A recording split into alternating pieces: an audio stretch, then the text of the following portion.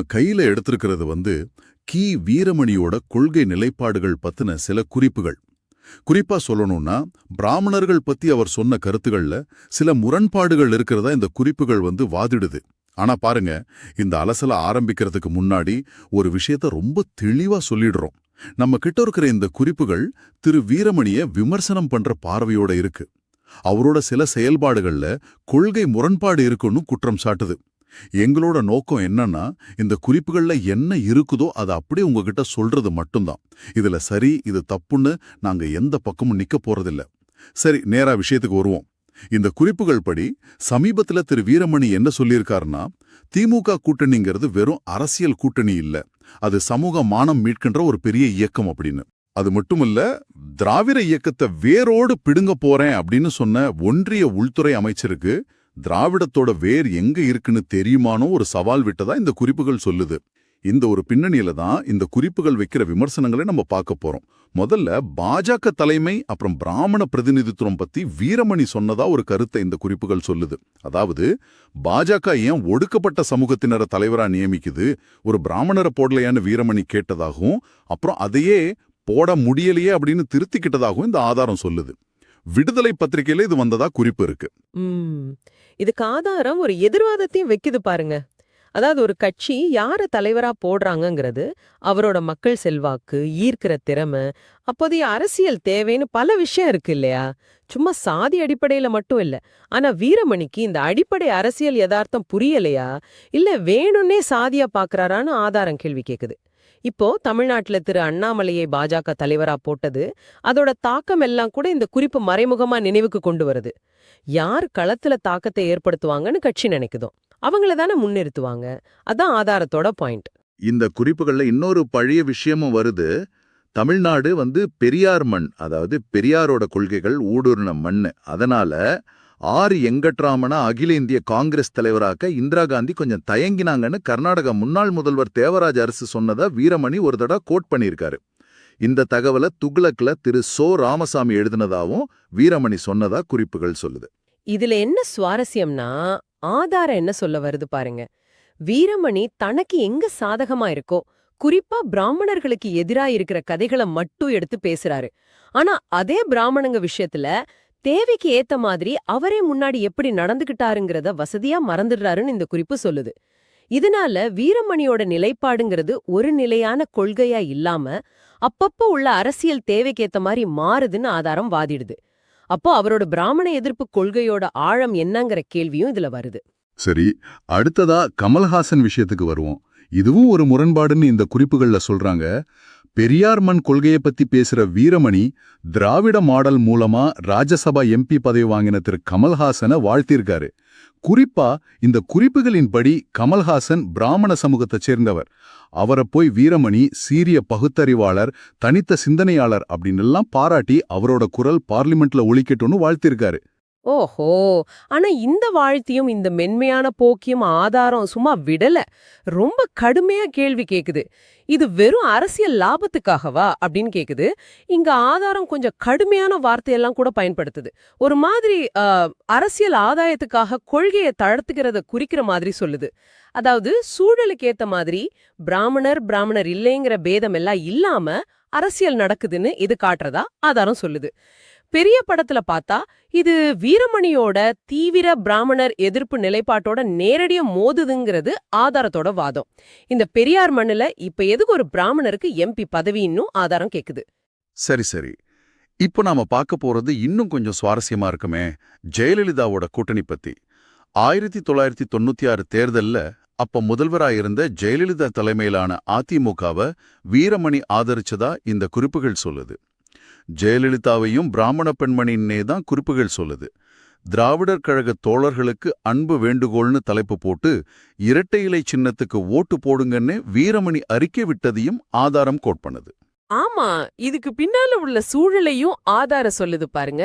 96ல ஜெயலலிதா ஆட்சி மேல மக்களுக்கு பயங்கர கோபம். அந்த தேர்தல்ல அதிமுக படுதோல்வி அடைஞ்சது. ஜெயலலிதாவே தோத்து போனாங்க. அப்படி ஒரு சூழல்ல தான் வீரமணி இந்த ஆதரவு கொடுத்தாருன்னு ஆதாரம் சொல்லுது.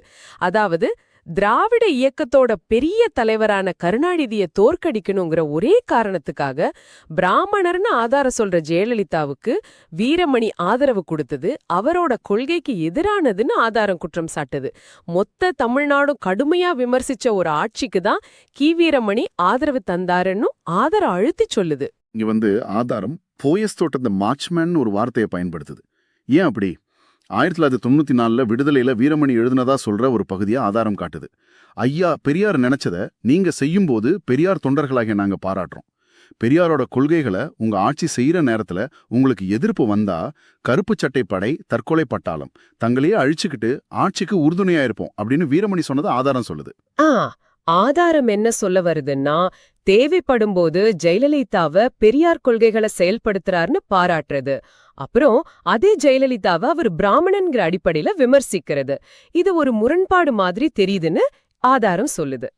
ஜெயலலிதா மேல ஊழல் வழக்குகள் வந்தப்ப அவங்களுக்காக பேசினதாகவும், அப்புறம் 2001 ஆட்சி மாறி ஜெயலலிதா மறுபடியும் முதல்வரானதும் கருணாநிதி ராத்திரியோட ராத்திரியா கைது செய்யப்பட்டதா வரவேற்றதாவும் ஆதாரம் சொல்லுது. இது இயல்பாவே ஒரு கேள்வியை எழுப்புது இல்லையா? ஒரு தலைவரோட இல்ல ஒரு இயக்கத்தோட கொள்கை நிலைப்பாடு எவ்வளவு உறுதியா இருக்கணும், இல்ல அரசியல் சூழலுக்கு ஏத்த மாதிரி மாறிக்கிட்டே இருக்குமா? இந்த குறிப்புதலை பொறுத்த வரைக்கும் வீரமணியோட செயல்பாடுகள்ல முரண்பாடுகள் அதிகம்ங்கிறதா அதோட வாதம். ஜெயலலிதா மாதிரி மம்தா பானர்ஜி விஷயத்திலையும் வீரமணியோட நிலைப்பாடு மாறி மாறி வந்திருக்குன்னு ஆதாரம் சொல்லுது. மம்தா பானர்ஜியையும் ஆதாரம் பிராமணர்னே சொல்லுது. மே 2014 உண்மை பத்திரிகையில வந்த ஒரு கேள்வி பதில்ல ஆதாரம் காட்டுது. அதுல ஜெயலலிதாவையும் மம்தாவையும் ஒப்பிட்டு, நம்மோர் அம்மாவுக்கு ஜெயலலிதா, அக்காவான அவர் மம்தா இப்படி பேசுறது அதிசயமில்லையே. 2 அக்கரகாரத்து குரல்களும் இப்படித்தான் பேசி பழக்கப்பட்டவர்கள் அப்படின்னு வீரமணி விமர்சிச்சுதா ஆதாரம் சொல்லுது. இந்த அக்கரகாரம்ங்கிறது பிராமணர் குடியிருப்ப குறிக்கிற சொல். இங்க அது ஒரு குறியீடா இருக்கு. ஆனா பாருங்க, அதுக்கப்புறம் சில வருஷம் கழிச்சு ஆகஸ்ட் 2019ல கருணாநிதி சிலை திறப்பு விழாவுக்கு சென்னை வந்த அதே மம்தா பானர்ஜிய விடுதலை பத்திரிகையில வீரமணி எதிர்நீச்சல் வீராங்கனை, இரும்பு மனிதர் அப்படின்னு எல்லாம் புகழ்ந்ததா ஆதாரம் சுட்டி காட்டுது. இத ஆதாரம் மிக மிக கடுமையா விமர்சிக்குது. இங்கேயும் ஆதாரம் கொஞ்சம் கடுமையான தரக்குறைவான வார்த்தைகளை பயன்படுத்துது. அதெல்லாம் தேவையாங்கிறது வேற விஷயம். ஆனா ஆதாரம் என்ன சொல்லுதுன்னா, சாதி ரீதியா அக்ரகாரத்து பெண்மணி, இழிவுபடுத்தின ஒருத்தர, அப்புறம் அரசியல் தேவைக்காக புகழ்றது, அப்பட்டமான இரட்டை வேடம், இது ரொம்ப வெட்கக்கேடானதுன்னு ஆதாரம் சொல்லுது. தேவைப்பட்டா பிராமணரை ஆதரிக்கிறது, தேவையில்லைன்னா எதிர்க்கிறது வீரமணிக்கு வாடிக்கையா போச்சுன்னு ஆதாரம் வாதாடுது. சரி, கடைசியா ஆதாரம் தொட்டு காட்டுற இன்னொரு முக்கியமான விஷயம், 2001 கருணாநிதி கைது செய்யப்பட்டப்போ வீரமணியோட நிலைப்பாடு. ஜெயலலிதா ஆட்சியில கருணாநிதி நள்ளிரவுல கைது செய்யப்பட்டத வீரமணி நியாயப்படுத்தினதா ஆதாரம் சொல்லுது. இது வீரமணியோட எனது மரண சாசனம்ங்கிற புத்தகத்துல இருக்கிறதா ஆதாரம் சொல்லுது. வாரண்ட் இல்லாமலும் ஒருத்தரை கைது செய்ய சட்டத்துல CRPC பிரிவு 41 போலீஸுக்கு அதிகாரம் இருக்குன்னு வீரமணி சட்டம் பேசினதாகவும், கைது செய்ய வந்த போலீஸோட கருணாநிதி ஒத்துழைக்கலன்னும் அவர் உடனே சன் டிவிக்கு ஃபோன் பண்ணது தப்புன்னும் வீரமணி விமர்சிச்சதா ஆதாரம் சொல்லுது. குறிப்பா பாலம் கட்டின ஊழல் சம்பந்தமா கேஸ் போட்டிருக்கோன்னு போலீஸ் சொன்னப்போ கருணாநிதி பாலம் நானா கட்டினேன்னு கேட்டத வீரமணி கிண்டல் செஞ்சதா ஆதாரம் ரொம்ப விரிவா சொல்லுது.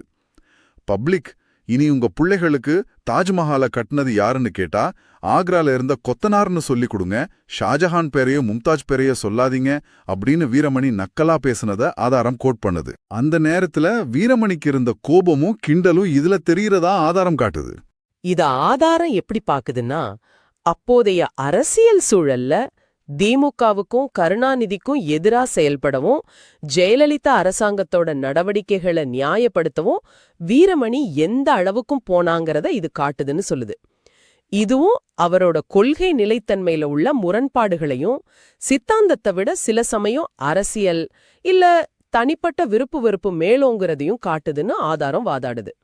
இங்க ஒரு சுவாரஸ்யமான ஒப்பீடம் வருது பாருங்க. பெரியாரே கூட ஒரு காலத்துல காமராஜருக்காக அவர் நிறுத்தின பிராமண வேட்பாளர்களை ஆதரிச்சு பிரச்சாரம் செஞ்சிருக்காரு. இதுவும் ஒரு வகை முரண்பாடுதானே. இது மாதிரி விஷயங்கள் கொள்கை நிலைத்தன்மை பத்தின ஒரு விவாதத்தை அரசியல் அரங்கத்துல தொடர்ந்து எழுப்பிக்கிட்டே இருக்கு. அப்போ இந்த குறிப்புகள் சொல்ற வாதங்கள்ல இருந்து நாம என்ன எடுத்துக்கிறது? நாம பார்த்த வரைக்கும் சில முக்கிய விஷயங்கள் திரும்ப திரும்ப வருது. பிராமண தலைவர்கள் பத்தின வீரமணியோட நிலைப்பாடுகள்ல சந்தர்ப்பத்துக்கு ஏத்த மாதிரி மாற்றங்கள் இல்ல முரண்பாடுகள், பாஜக தலைவர் நியமனம் பத்தின கேள்வி, கமல்ஹாசன் பாராட்டு இருக்கிறதா ஆதாரம் சொல்லுது. பிராமண சமூகத்தை சேர்ந்தவங்கன்னு ஆதாரம் சொல்ற அரசியல்வாதிகளோட ஜெயலலிதா, மம்தா பானர்ஜி தேவைக்கேத்த மாதிரி கூட்டணி வச்சுக்கிறது, அப்புறம் அவங்கள சாதி ரீதியா விமர்சிக்கிறது, மறுபடியும் அவங்கள புகழ்றதுன்னு இரட்டை நிலைப்பாடுகளை ஆதாரம் சுட்டி காட்டுது.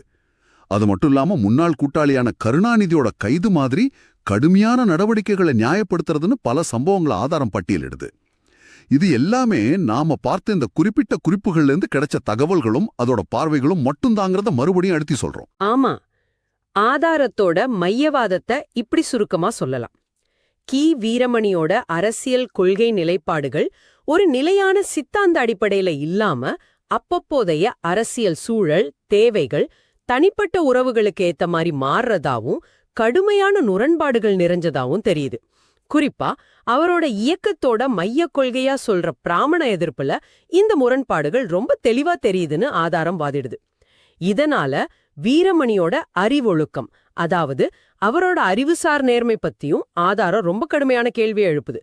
எந்த ஒரு விஷயத்திலேயாவது கி. வீரமணி அறிவொழுக்கத்தோட இருந்திருக்காரான்னு ஆதாரம் நேரடியாவே கேக்குது. சரி, கடைசியா உங்களுக்கு கொஞ்சம் யோசிக்க வைக்கிற ஒரு கேள்வியோட இந்த அலசலை முடிச்சுக்கலாம்.